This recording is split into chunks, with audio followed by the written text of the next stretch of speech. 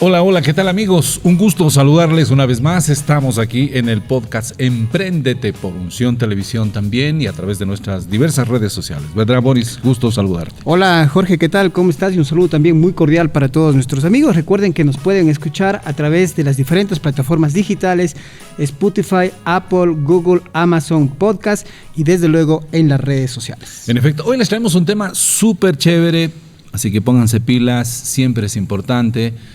Y pues nuestro invitado también conoce de la materia, así que va a ser un tema apasionante. Sí, el día de hoy estaremos hablando sobre finanzas personales y hemos invitado para este día a nuestro gran amigo Freddy Cordero. ¿Qué tal, Freddy? Bienvenido. Hola, Freddy, ¿qué tal? Jorge, Boris, un gusto realmente estar acá compartiendo este podcast, hablando de lo que más me apasiona, el tema de las finanzas familiares.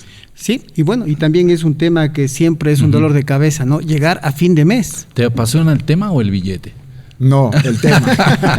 Pero bueno, tiene mucho que ver. Ayudar a las personas, sí, porque realmente, como dice Boris, muy pocas familias llegan a fin de mes. Sí, de hecho, ayer estaba una charla y les pregunté. Hoy más que antes, me parece. Sí, ¿O no sí, crees sí, tú que ya has tratado este tema algún tiempo? Es cíclico, ¿no? En realidad, como decía ayer, estaba con 50 docentes de una unidad educativa y les preguntaba si llegan a fin de mes, ¿no? Entonces, muy pocos, por ejemplo, ya vamos llegando a la tercera semana del mes y se va acabando el dinero. Nos faltan dinero y nos sobran días. Así es, pero sí, es que ¿no? por lo general cobramos el sueldo hoy y para mañana ya no, y solo pagando deudas. Prácticamente sí, termina y eso denota básicamente una mala organización de nuestras finanzas familiares, porque obviamente hay fechas en las cuales nosotros atendemos los pagos, ¿no? Y todo tiene que estar bien organizado. Si lo planificamos, podemos organizarnos de mejor manera y cumplir todas las necesidades. Ahora, Freddy, que tenemos. ¿Crees que es un tema cultural? Por ejemplo, si hablamos en nuestro país, Ecuador, para quienes nos están viendo en cualquier parte del mundo, tenemos 3 regiones, 4, digamos, para incluir a Galápagos también. Entonces es costa, sierra y oriente. Pero los que estamos en la sierra, solemos decir que los amigos de la costa, los amigos ñaño monos, como les decimos con mucho cariño, como que son más gastadorcitos que los de la sierra. ¿Es tan así o no necesariamente? Son esas cosas que a veces las tenemos ahí, pero no son tan ciertas. Hace unos 25 años atrás, sí. Ha ido cambiando esta realidad cultural. Sí, claro, sí. Obviamente en la costa se vive el día, ¿no? Entonces, obviamente hay mayor facilidad para el tema de diversión, recreación, pero obviamente ahora por el tema de inseguridad, la gente como que ya no sale tanto, ¿no es cierto? Antes era más fácil salir a un cine, a un restaurante, a un parque, buscar la recreación familiar. Ahora no tanto, pero como estamos tan mezclados también en nuestro país, por ejemplo, si uno va a Guayaquil, ya no hay guayaquileños de cepa. Si uno viene acá a Cuenca, ha cambiado mucho las familias también, y en cualquier parte del país, claro, ¿no? Ahora, el tema en Quito hicieron una asociación, te cuento, que dice Quiteños residentes en Quito. Bueno, para que tengas una idea. Bueno, sí, pues la ciudad más grande, con mayor población de nuestro país y también bastante diversa, ¿no? Hay mucha migración interna, entonces obviamente eso hace que la cultura se afecte, mezcle, ¿no es cierto? ¿No? Se mezcle.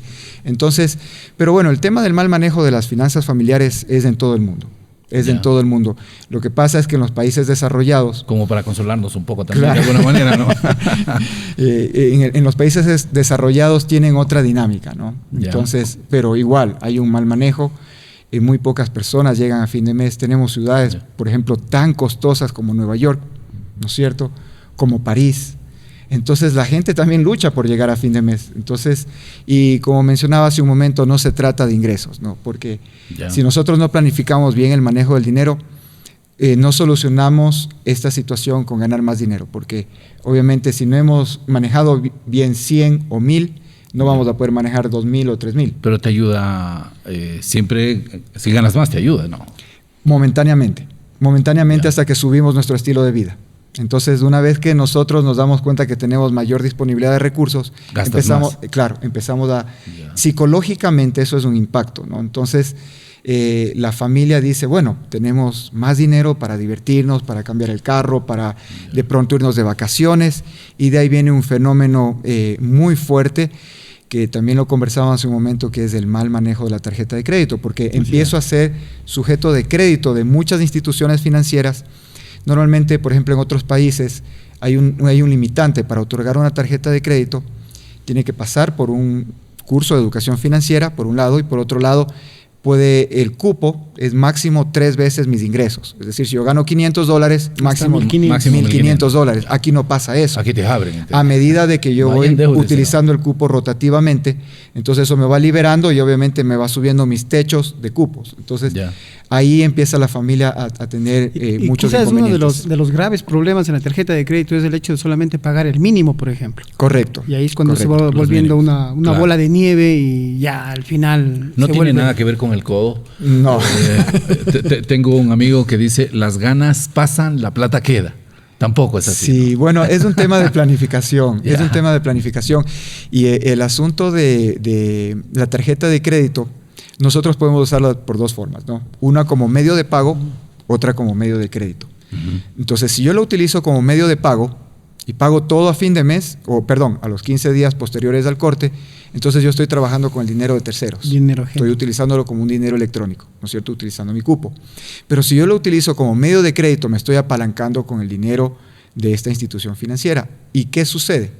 Ahí corro el riesgo de que puedo hacer un pago mínimo, puedo hacer un pago parcial, pero siempre me va a cobrar intereses sobre el saldo. Entonces, obviamente, ahí viene el efecto bola de nieve que menciona Boris, que empieza a crecer de a poco, de a poco, de a poco.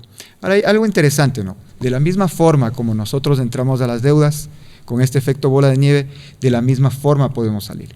Pero eso es todo un programa, en realidad, cómo salir de las deudas. Pero podemos darles algunos tips de pronto. Claro. La primera cosa es que nosotros tenemos que hacer una lista de deudas, formales e informales. ¿A qué me refiero formales? Son aquellas que nosotros hemos firmado un compromiso de pago, ¿no? O sea, por ejemplo, una deuda comercial, puede ser una deuda financiera, ¿no es cierto?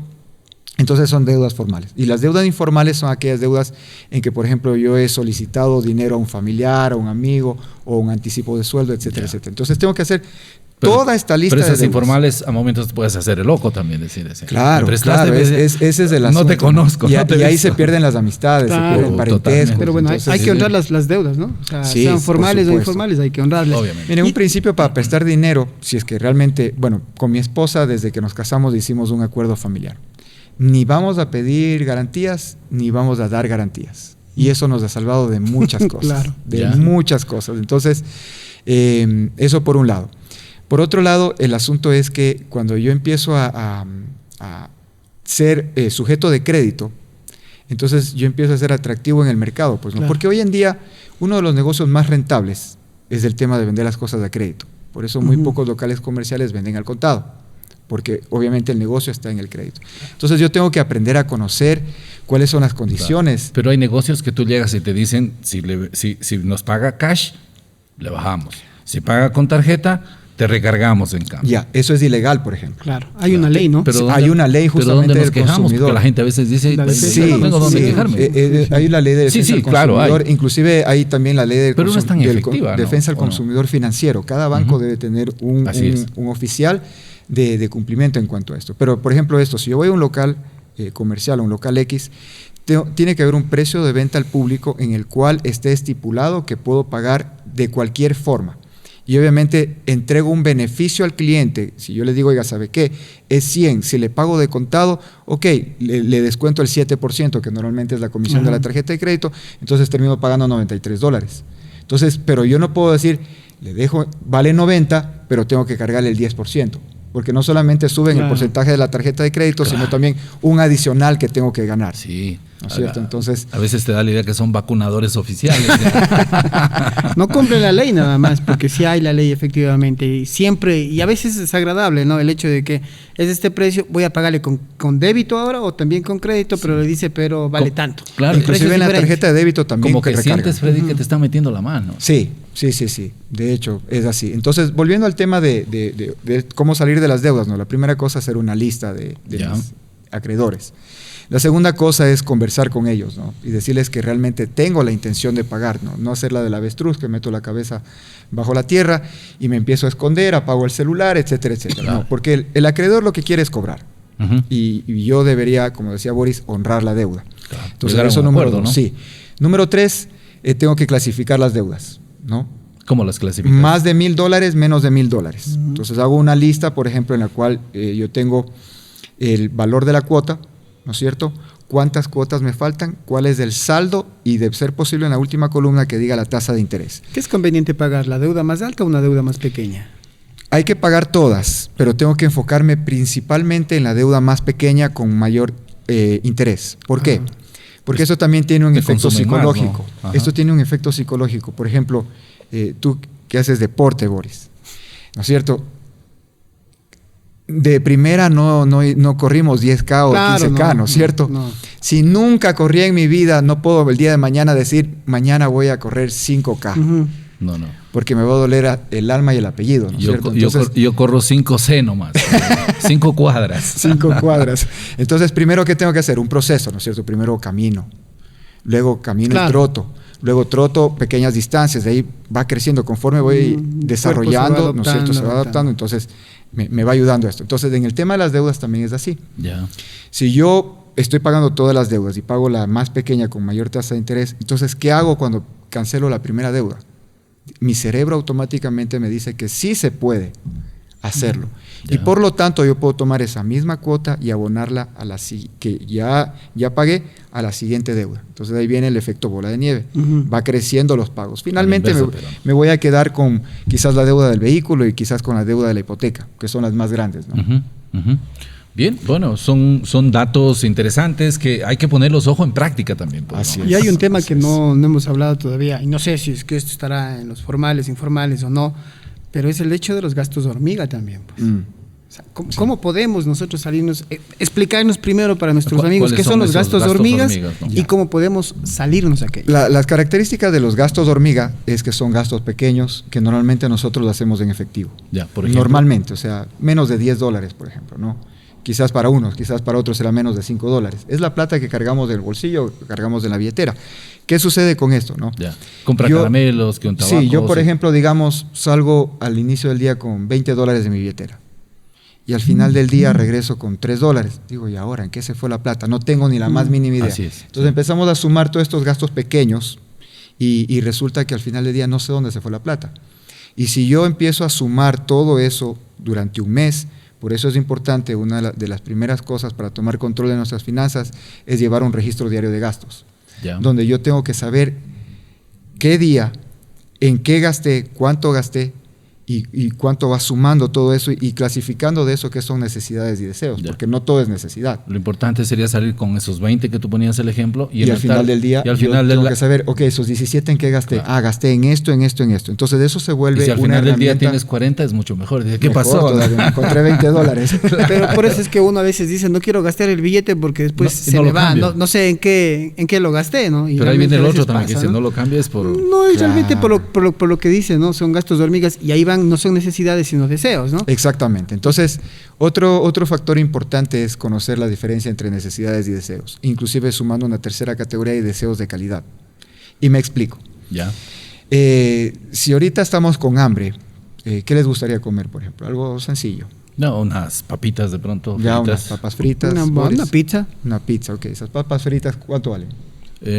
Bueno, pequeña. $1. Ya, $1. Una porción de pizza. No, yo me quedé preocupado. ¿Dónde venden a $1 la papa ahora? Las papas fritas, papas salchipapas. Ya. Claro. Bueno, sí, ya. Sí, bueno, yo una pizza unos $5. $5, perfecto, una pizza personal. Ok. Listo, entonces, ¿cuál es la necesidad principal ahí? Más gastón él, ¿no? Sí, no. más goloso. ¿Cuál es la necesidad principal ahí? Alimentarse en este caso. Alimentarse, tenemos hambre, ¿no es cierto? Claro. Ok. Entonces yo puedo, con $5 o $1, puedo cubrir esa necesidad, ¿no es cierto?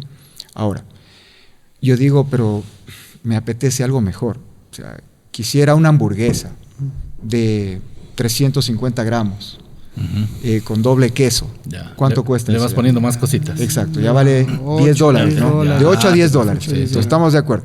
¿Cubre la necesidad de alimentarse? Sí, ¿no es cierto? Sí. $1, $5, $10. Ok, pero es un deseo en realidad, es un deseo porque quiero darme un gustito, me dio ganas de una carne a la parrilla, etcétera, etcétera, ¿no es cierto? Ya. Chuzo, pero de pronto quiero darme un gusto, pero de calidad. Ya. Entonces me voy a comer sushi. ¿Cuánto vale un sushi? Claro. Sí, también es más. Sí, sí, 20 obviamente. dólares, 25 Y dólares. depende del lugar ¿sí? también. Exactamente. Entonces, de eso ya se vuelve un deseo de calidad.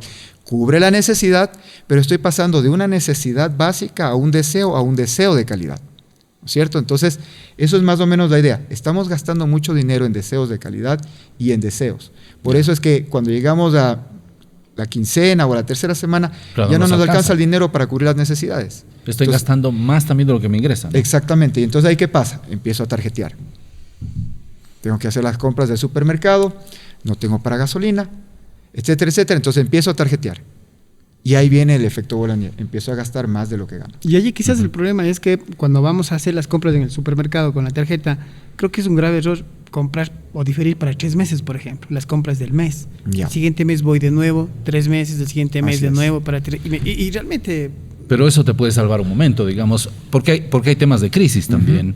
Eso, O sea, eso puede ser pan para hoy, hambre para exacto. mañana. ¿Qué sugieres ahí tú?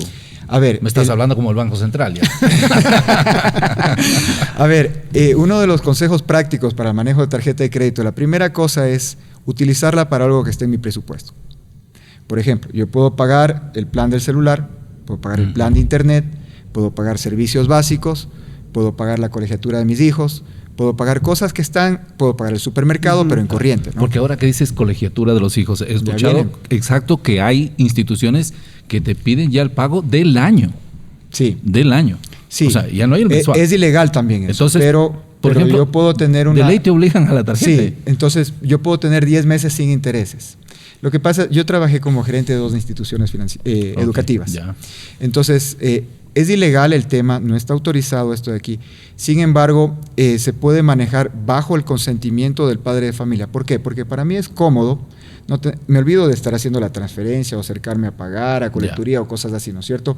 Y me da la facilidad de pagarlo a 10 meses sin intereses. Si la pensión vale 150, pago 150 todos los meses. Haces un solo. Claro. Entonces, en vez de pagar $1,500, ¿cómo se llama? Estarme acercando cada mes, yo puedo decir, oiga, y si tengo para pagar los 10 meses de contado, ¿me da un descuento? Puede ser que la institución le da un 5%, un 7%, y es un ganar-ganar, Claro. ¿cierto? De acuerdo. Entonces, el primer consejo, utilizar la tarjeta de crédito para un gasto que esté dentro de mi presupuesto, que esté un gasto planificado. Segunda cosa, si voy a utilizar la tarjeta como un medio de crédito, es decir, voy a diferir un pago, tengo que hacerlo de acuerdo a la vida útil, ¿no es cierto? Mientras más pronto se consume el bien, más pronto tengo que pagarlo. Entonces, por ejemplo, si yo voy a comprarme un celular a crédito, Ya. ¿cuánto me dura un celular? Depende, bueno, si te encanta estar cambiando a cada Claro, rato. si soy muy tecnológico. Un año, mínimo. Claro, un año. Digamos por poner máximo tal vez, porque bueno, hay gente que le encanta a veces. Claro, cada año. Yo no sé ya tengo ni en este qué número va celular, el ¿no? iPhone ya. Yo 12, tengo, 15, yo tengo este 16, celular exacto. que es sí se puede decir marcas, ¿no? Sí, sí. Sí, Un no, Samsung, tranquilo. Ya. que lo compré muy básico me dan el chip y la línea, digamos, y el plan mensual de mi oficina. Este es un Samsung A3, muy básico.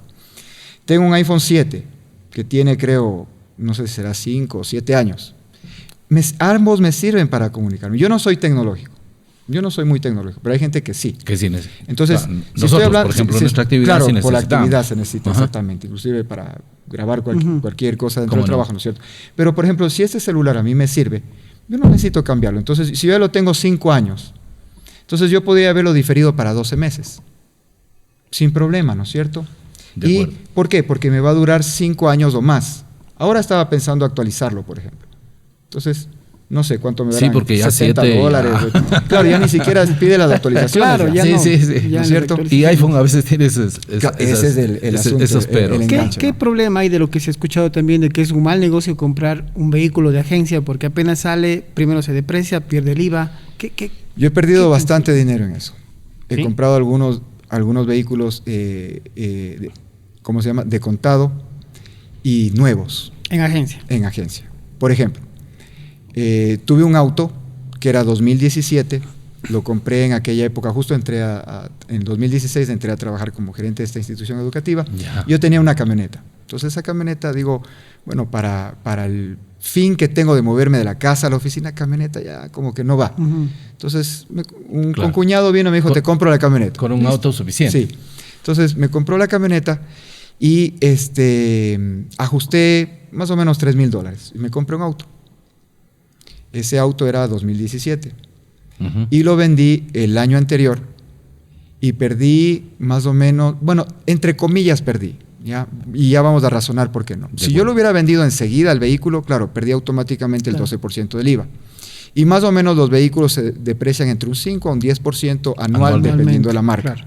¿No es cierto? Entonces, pero yo vendí ese carro, lo vendí en $13,300, me costó $17,900.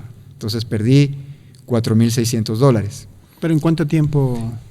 17, 18, 19, 20, 21, 22, en 6 años. ¿La depreciación está por ahí? Sí, el carro se fue con 37,000 kilómetros. Ah, wow, casi nuevo. Casi nuevo, claro. Correcto. Entonces estaba en buen estado. Entonces, pero ahora yo compré otro carro que volví a la camioneta y doble cabina. Yeah. Entonces compré esto, ¿no? Entonces, el otro vehículo que tengo lo compré en el año 2016. No, perdón, 2016.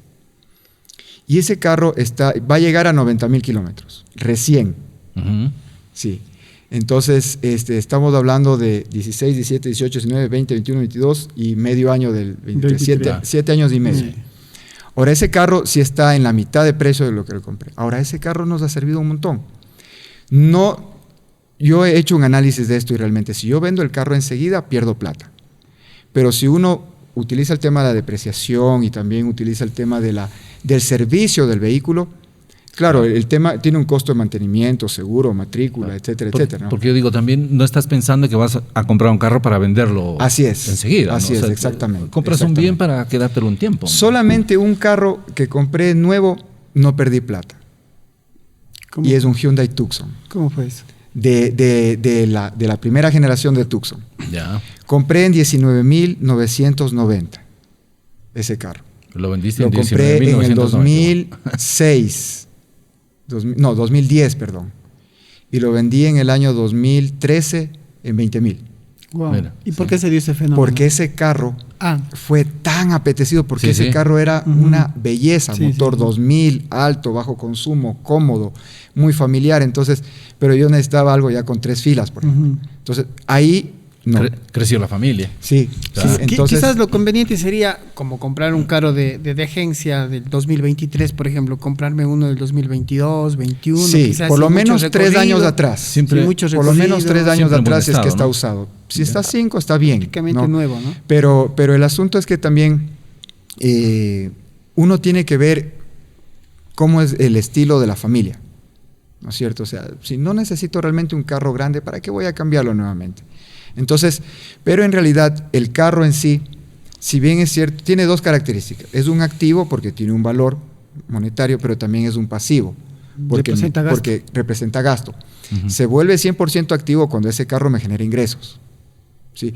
Es como algo muy polémico que de pronto las familias muchas veces me refutan, ¿no? Ya. En las charlas o en las mentorías que hago. ¿Familias más cuencanas o en general? En general, podríamos decir ya. Porque dicen que quieren comprarse la casa, ¿no? Entonces ahí tenemos esto de que el casado casa quiere, que qué le voy a dejar a mis hijos, o sea, un montón de frases que como para acuñar el asunto. Ajá. Pero si yo vivo en una casa, vamos a suponer que pago $350, digamos, una casa de arriendo. Normal, sí, de arriendo. Departamento. Mensual. Yo he hecho el análisis en escenarios en el cual yo pongo, por ejemplo, digo, si esta casa vale $90,000, me cuesta $350 de arriendo, yo multiplico $350 sin considerar que me suba el arriendo cada año, ¿no es cierto? Porque normalmente no me suben, pero lo multiplico por 240 cuotas, que sería 20 años aproximadamente, entonces me da una cantidad de X. Ese es un escenario. El segundo escenario es, ¿qué pasa si yo tengo los $90,000 como para comprar la casa? Pongo en una póliza al 8% anual y voy capitalizando los intereses de cada año por 20 años. ¿El interés compuesto? Sí, interés compuesto. Y tercer escenario, doy el 30% de entrada y me financio el 70%. Entonces, en todos los 3 escenarios, del segundo es el más ventajoso, si es que tuviera los 90,000. Claro. ¿Sí? Si tuviera los 90,000. Entonces, ¿qué es lo que pasa aquí?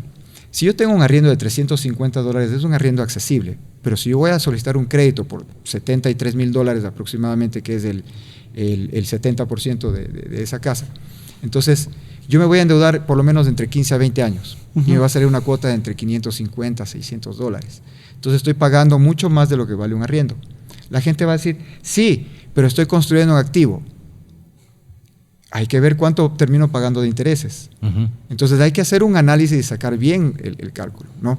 Porque, por ejemplo, a mí esos $600 pagar por 240 meses me limita mucho. Claro. Quizás hoy sí lo puedo pagar.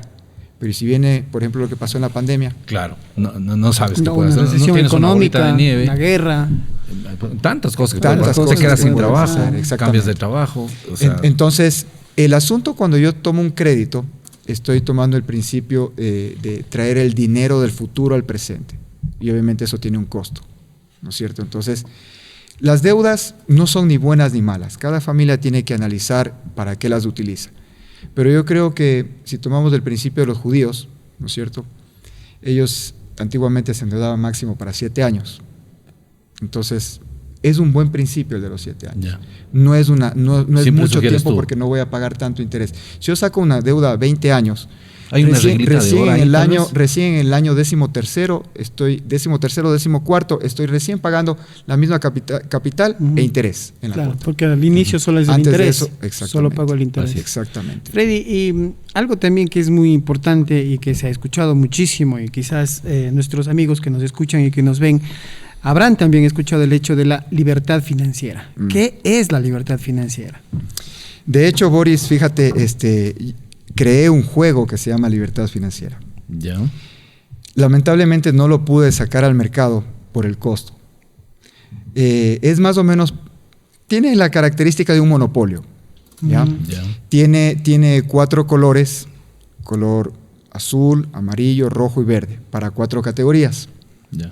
O sea, tú lo probaste ya, sí, hiciste todo eso. La una categoría es presupuesto, la otra es metas, la otra es ahorro y la otra es crédito. Entonces uno tiene un camino, ¿sí? Que es una forma de serpiente, ¿no es cierto? No es recto, no es redondo, no, es un camino, ¿no es cierto? Como la vida, ¿no? Así, exactamente, así es la vida. Sinuoso a veces, y claro. Yo empiezo aquí y termino acá donde es la libertad financiera. Entonces, funciona con fichas, uno lanza el dado y uno avanza el número que te sale en el dado y cojo la tarjeta y respondo la pregunta. Si respondo la pregunta afirmativamente, sigo avanzando. Ya. ¿Sí? Entonces, y hay algunas cosas que dice retroceda 3 espacios o vaya tal cosa, así. Tengo ese juego. Pero producirlo aquí en nuestro país, mi costo más o menos salía como en $20.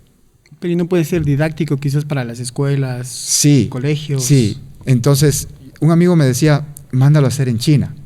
Pero el problema es que si lo mando a hacer en China y de pronto por ahí se afana un chino, eso va a estar en todo lado. Te quedas solamente la impresión de la baraja costaba $1. Wow. Y el tablero, $1. El tablero y las barajas, que son 100 cartas, $1. Para que tengamos una idea de la diferencia del costo. Claro. ¿No? Entonces, el concepto de la libertad financiera es algo... el producirlo te costaba ese 20 y allá $1, más o menos. Más otras cosas, pero no llegaba a $5 tal vez, ¿no es cierto? Okay. Entonces yo decía, ok, $5 quizás ya puesto aquí para venderlo en $8, $10, ¿no es cierto? Y decía, ya salía interesante, pero realmente no pude sacar ese proyecto, pero sí promulgo el tema de la libertad financiera, porque hoy en día más bien vivimos en esclavitud financiera. ¿Y qué significa la libertad financiera? Significa que yo tengo el control del dinero. Cuando yo tengo el control del dinero, yo le digo al dinero lo que tiene que hacer para mí. Y lo contrario es la esclavitud financiera. El dinero me dice lo que yo tengo que hacer para él. Digamos, como actor social.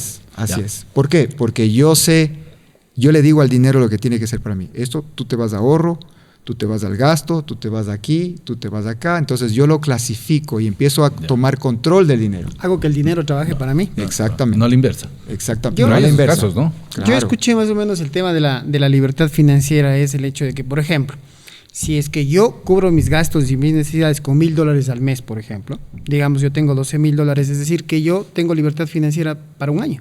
Así es. ¿Verdad? Eso es lo que yo entiendo. Ahora, obviamente, se acaba ya ese año, se acaban mis fondos, mis ahorros. ¿Qué pasa después? Me quedo sin libertad financiera, pues. Entonces, allí vuelta, por eso es que a lo mejor las familias de ahí se contraponen en el sentido de que una casa, y más aún si tiene arriendos, por ejemplo, sí es un activo, porque los arriendos yo voy a recibir durante todo el tiempo Los que esté arrendado. arriendos se transforman en un ingreso pasivo, ¿no es cierto? Es decir... Pero me puede dar libertad financiera. Sí, claro. De hecho, mira, por ejemplo, en Estados Unidos se calcula que un jubilado de clase media necesita $1 millón para retirarse. $1 millón. $1 millón. Ujú. Ahora, ese $1 millón estamos hablando en dinero que va a recibir durante los próximos años hasta que fallece, ¿no? Ujú. La expectativa de vida aquí en nuestro país estamos hablando entre 76 a 77 años. Entonces, si yo me jubilo a los 65 años, estoy hablando de que necesito 12 años. Si yo necesito $1,000 mensuales para vivir, diciendo que no soy enfermo, ¿cierto? Sí, porque estoy ya, necesitando... si estás enfermo es complicado. Entonces estamos hablando de claro. $12,000 por 12 años, son $144,000 que debo de tener ahí. Ahora, ¿cómo voy a tener esos $144,000? Si alcanzo a la seguridad social y tengo, digamos, $500, entonces me falta $500. ¿Cómo voy a cubrir esa brecha de $500? Por eso es que, volviendo al tema de los americanos, ellos no pueden vivir con $1,500, $1,800, $2,000 allá, porque eso, si no tienen casa, se va solamente en el arriendo. No se diga en comida, en movilidad, en medicina. Pero bueno, la hipoteca es alta también. Allá, Y la ¿no? hipoteca, bueno, diciendo que a los 65 años hayan terminado de pagar su hipoteca, hipoteca, sí, ¿no? sí. De hecho, el otro día estaba viendo un programa, un documental, de que nunca antes, en esta década, los préstamos educativos de la universidad han superado a los hipotecarios y tarjetas de crédito. Mira tú. Sí, pero me parece que ese es un grave problema en los ¿En Estados todo Unidos. Norteamérica sobre todo, o en ¿no? algún En estado en Estados particular? Unidos. Sí, En todo problema. Norteamérica, sí. Porque antes se suponía, ok, yo invierto $200,000, $300,000 en educación, eso yo lo sacaba en par de años. Ahora no hay garantía de tener un trabajo. Las universidades, hay como que mucha oferta y hay una sobrevaloración de las universidades porque les dicen que van a salir y inmediatamente van a conseguir trabajo. Bueno, quizás sí Algo parecido, Harvard, ¿crees tú una que pasa en Ecuador también? Sí, porque por supuesto. tú tienes chicos, digamos, jovencitos de 27, 28 años que ya tienen sus masterados, tienen sus diplomados y claro, aspiran a un PhD también. Y claro, tienes ahí una gama súper interesante si hablamos como títulos como tal. Así ¿no? Así es. Versus personas que ya tenemos edad, digamos, más avanzada. Entonces, y claro, y ellos son los que se quejan y dicen, pero no hay trabajo. Es que un joven termina a los 22, 23 años. Se presenta a una entrevista de trabajo y le piden 5 años de experiencia. Ya. Entonces empezamos mal ahí, ¿no es cierto? Sí, claro. Entonces le dicen, eres muy joven para que te contrate. Claro. O después te dicen, vuelta, ya tienes mucha experiencia. Con suerte consigue trabajo, Ajá. ganando muy poco. No va a recuperar lo que sus padres invirtieron en su educación, ¿no es cierto? Entonces, estamos hablando de que mínimo son $1,800 un ciclo. Estamos hablando de 3,600, pongámosle $4,000 por año. Si hablamos de 5 años son $20,000, por lo menos. Sí. Y si llega un chico a ganar $600, Imagínate. entonces eso por un lado, ¿no? Y por otro lado, le dicen, eres muy joven, ya, consigue trabajo, listo. Llega a los 35 y le dicen, y pierde su trabajo, eres muy viejo, Sí. para darte trabajo. Preocupante, ¿no? Y como el otro día había un meme que decía, y a los 65 eres muy joven para jubilarte. Claro. Así Y no sé si vieron otro meme interesante que dijo, señores, seguridad social, o me jubilan o me caso con una chica de 20 años para que cobre mi Montepío. ¿Qué prefieren? Bueno, no. ¿Jubilarme y pagarme por 15 años o que mi nueva esposa cobre 50 años la pensión? Montepío. Sí, imagínate. Bueno, ya sabemos por dónde ir. Entonces, Pero buena recomendación. Es el mejor tip de la... Bueno, definitivamente, sí, seguro, Freddy. Realmente un gusto tenerte con nosotros. Lamentablemente el tiempo siempre no es enemigo solamente del amor, ¿no? Sino de temas como estos interesantes que los tratamos a propósito semana a semana a través de nuestro podcast Empréndete. Pero bueno, vamos concluyendo entonces, ¿no? Freddy, solamente para ya finalizar, ¿algún libro que se pueda recomendar para nuestros amigos que quieran empezar con este tema de finanzas? Yo decía personales, escuché familiares, también con el tema de la libertad financiera. A mí hay uno que me encantó muchísimo, que es Padre Rico, Padre Pobre. Luego tenemos el cuadrante del flujo del dinero. Luego Retírate Joven y Rico, que a mí me parece incluso mejor que Padre Rico, Padre Pobre, Retírate Joven y Rico, pero hay que leer el primero para poder entenderlo el segundo. Pero En esa línea, ¿qué libro podríamos recomendarles? Hay una historia de Robert Kiyosaki, hay una persona que es detractor de él, que dice que es toda una farsa. Ya. Sí, hay algunas. Hay algunas historias. Sí, Hay de todo. Por ejemplo, hay otro autor que se llama Jürgen Klarich, sí, es un boliviano que vive en Estados Unidos, también hay muchos detractores de él. Es bueno tener diferentes fuentes, sí, es bueno estar actualizado en este asunto, porque lo interesante de esto es que siempre alguien le da un nuevo enfoque, ¿no? Así es. Ahora, yo vengo instruyéndome en el tema de educación financiera desde el año 2010. O sea, ya estoy 13 años con esto aquí. Claro. En el año 2021, gracias a Dios... Estás joven todavía, sí, ¿no? Por los 13 años. En el año 2021, una persona que nos conocimos justamente en plena época, bueno, al siguiente año de pandemia, claro, en noviembre de 2020 más bien nos conocimos, claro, noviembre de 2020. Hicimos un evento por un amigo que es un gran coach allá en Guayaquil para Honduras. Honduras estaba pasando el tema de la pandemia y aparte tuvo un tema de un huracán. Entonces nos pidió que hagamos un grupo para poder cada uno hablar desde su especialidad. Entonces yo hablé sobre el tema de finanzas personales y el asunto es que ahí me conocí con un colombiano que también es experto en el tema del manejo del tiempo, se llama Héctor Gómez, y en noviembre del año 2020 me invita a escribir un libro. Honestamente era un sueño que lo tenía ahí, pero no sabía por dónde empezar, cuándo hacerlo, cómo hacerlo. Entonces me invitó y en el año 2021 saqué mi libro. Se llama Tu vida entre el dinero y el tiempo. Este libro lo pueden conseguir en Amazon. Sí, lo pueden conseguir en digital, vale $4.99. Es de tu autoría. De mi autoría. Yo hice toda la parte de lo que es el dinero y Héctor hizo todo lo que es el manejo del tiempo. Dos habilidades importantísimas, el manejo del dinero y el manejo del tiempo. ¿Quién lleva más, pero? ¿Tú o el boliviano? Es interesante ahora que dice Jorge el tema de Amazon. Ellos llevan más. Sí. Está en Amazon y obviamente ellos son los que cobran bien cobrado por el tema de la venta del libro, ¿no? Los derechos, en realidad, fue un anhelo, una aspiración que tuve. Pero pueden buscar en ese libro porque podemos encontrar muchos libros, los que mencionó Boris, y hay muchos más también. Así es. Muchísimos más. Por ejemplo, el Cómo llego a fin de mes de Andrés Panasiuk fue uno de los primeros libros que leí. Ese libro salió, si es que no estoy mal, en el año 2000 y es un bestseller, cerca de 3 millones de copias vendidas. ¿Tienes algún autor favorito ahí a propósito de este tipo de lecturas? Me gusta mucho Andrés Panasiuk. De hecho, él es mi mentor en el tema de las finanzas familiares. Él es un argentino radicado en Estados Unidos, en la Florida. Hice con él en el año 2014 la certificación de mentor financiero y realmente él me impulsó muchísimo en este tema porque tiene mucha experiencia. Y él ha escrito como cerca de unos 15 libros del tema de finanzas, tanto para familias, para hombres, para mujeres, para jóvenes. Entonces pueden conseguir muy buenos libros de él. Sí. Muy bien. Ahora, el asunto es que estos libros que son de afuera no están contextualizados. Sí, entonces necesitamos un libro que esté contextualizado. Aterrizarlo En el libro que yo escribí está de acuerdo a nuestra realidad. Inclusive la forma de registrar los gastos, la forma de hacer el presupuesto, la forma de salir de las deudas, está un paso a paso. ¿Podemos repetir el título? Tu vida entre el dinero y el tiempo. Ustedes buscan en Amazon, ponen Tu vida entre el dinero y el tiempo y ahí lo encuentran. Lo pueden comprar por $4.99. Síganles dando plata a Amazon. Porque yo no recibo mucho. Sí, la regalía es realmente irrisoria en realidad. Pero para mí ahí pueden ver el concepto de libertad financiera. Listo. Sí. Queremos agradecerle a Freddy Cordero por haber aceptado la invitación a este podcast Empréndete, que como ustedes ven está siendo grabado desde los estudios de Unción. Lo podrán también ver a través de las diferentes plataformas digitales y en las redes sociales. Jorge, un programa más. No sé si para despedirme pueden... Claro. Tal vez yo te iba a decir ahí algo adicional a propósito. Hay frases en el país que las usamos mucho.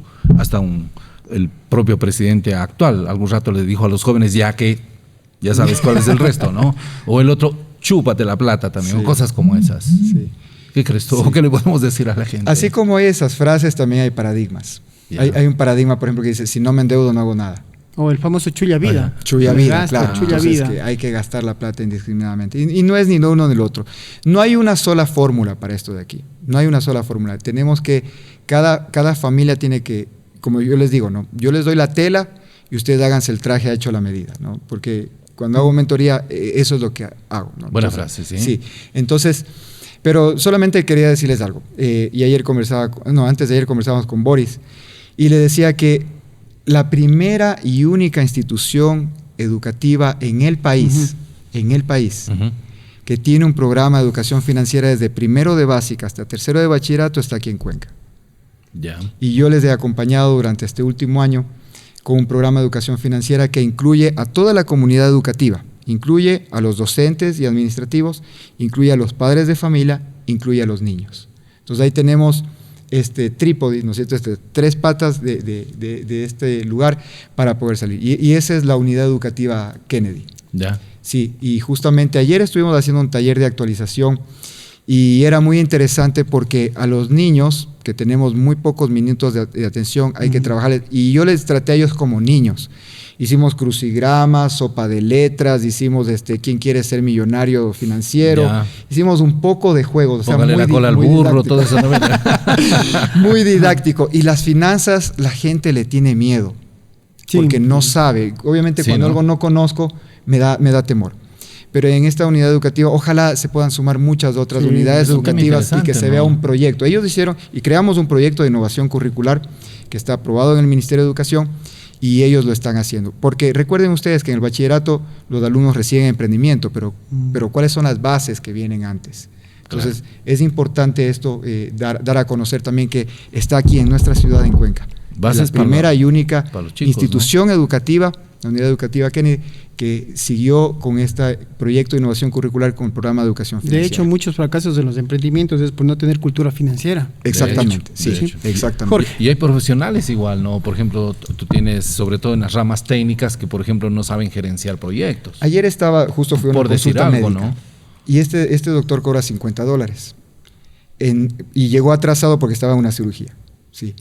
Y yo calculaba solamente en la próxima hora y media de los que estábamos ahí, de los turnos, él iba a sacar $300 en 6 turnos.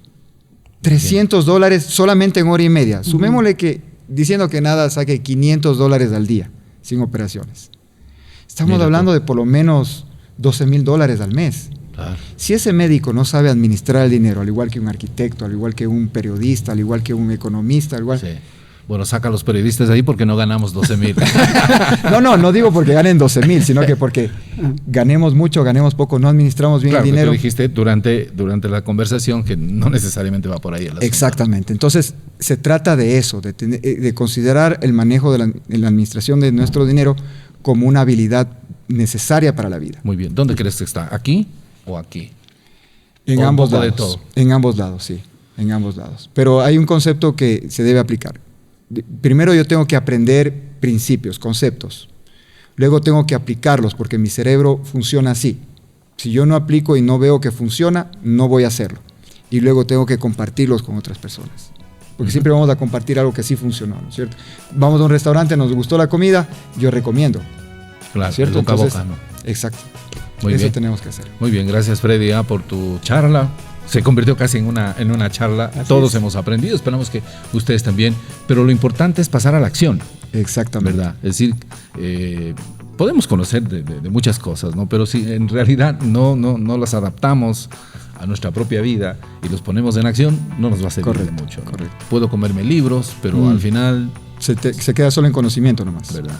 Muy bien. Listo. Bueno, estamos llegando entonces ya Sí, a la sí. parte final. Recuerden que el podcast Emprendete es otro producto digital de Bareque, agencia de comunicación y marketing. En efecto. Y sí cobran ahí, ¿no? Las plataformas también, ¿no? Ya mismo. Bueno, no, todavía no. O sea, Ya. pueden escucharlo de manera gratuita en Spotify, Apple, Amazon y Google Podcasts. Muy bien, amigos, gracias. Abrazo virtual desde Cuenca, Ecuador. Hasta la próxima. Gracias.